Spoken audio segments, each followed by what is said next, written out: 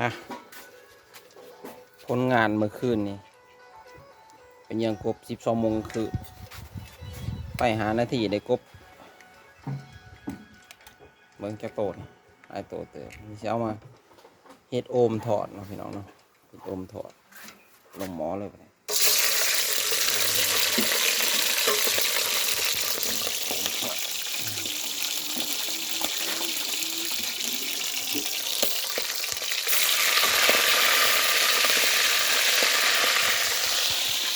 ว้าว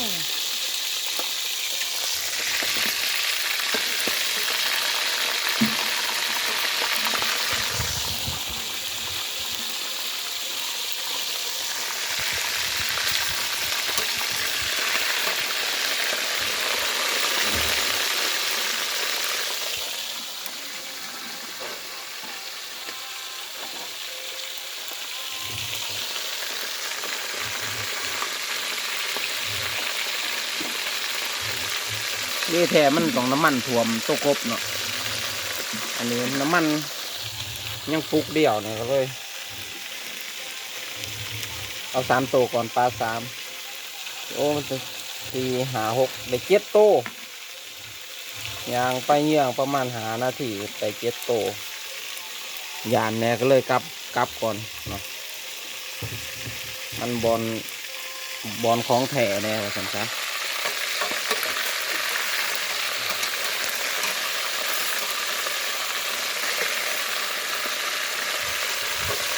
เส้นมันจะแข็งนะมันจะแข็งอยู่เลยใส่อีกได้อยู่เนาะ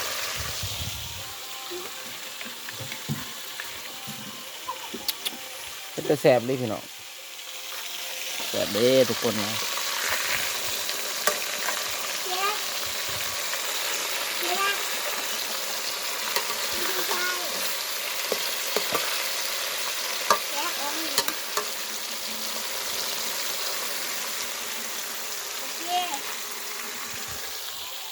เดี๋ยวจะให้เบิ่งต้นสีแหมๆก่อนเนาะ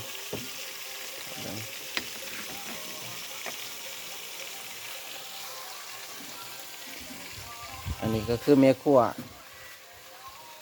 เป็นเฮ็ดถอดไข่แล้วว่าถอดไข่ฮะสบายดีทานอันนี้สบายดีทานผสมนี่ติสบายดีนี่ติต้องไปจักสบายดีจะลินสบายดีมอจะลิน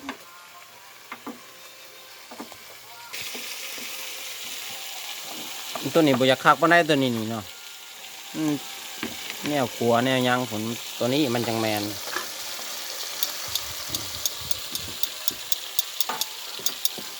นี่ละอันน่ายถ่าย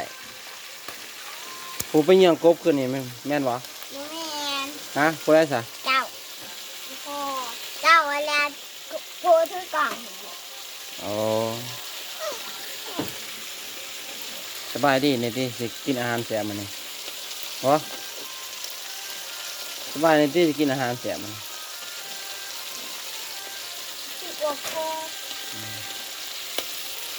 มักร้าย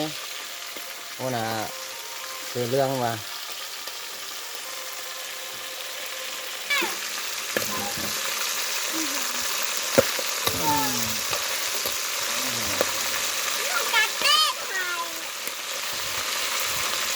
กำลังหอม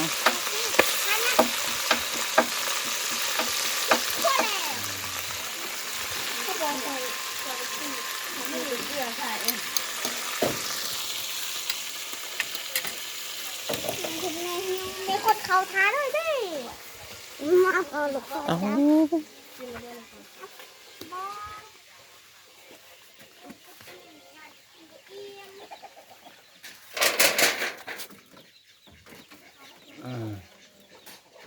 ไต่เบิดมือเบิดคืนเลย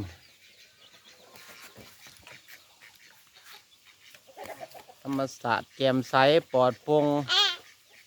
สบาย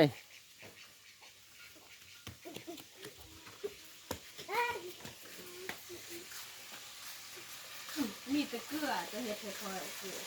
ฮะมีแต่จ้าเกลือน้อยพงใส่ตาเด้ออ้าวคุณใช้อันเดียวแล้วคุณใช้นิดเดียวเห็นบุสุภาพนะฮะเห็นบุสุภาพ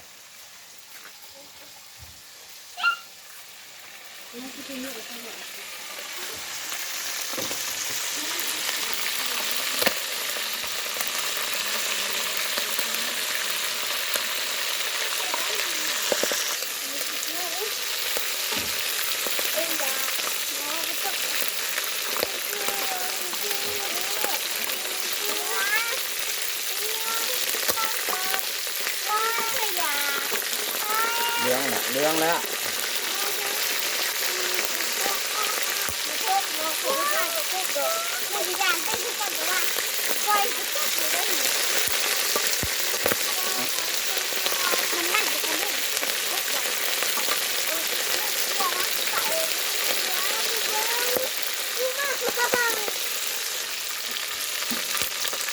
อ่ะ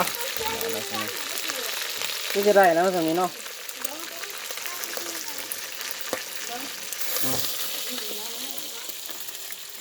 จาน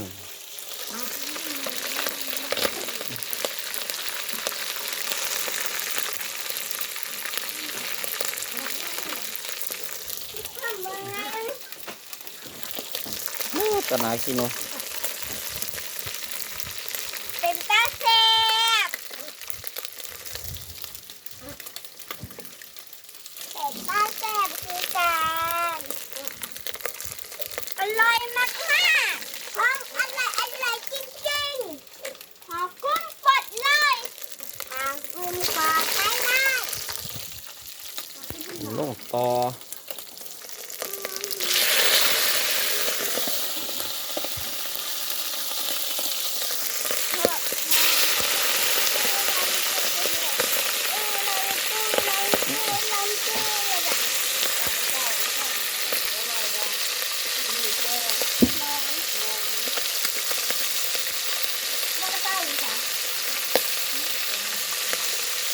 อัน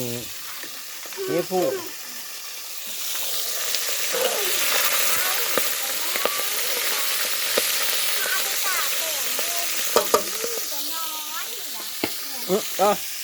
กระเด็นเบิด อันนั้น อ่ะ คูดลงเลยสิ พกมากินเด้อ เอาโต๊ะอีช่างมาเจ้ แซ่บวะ มาทันได้เคี้ยว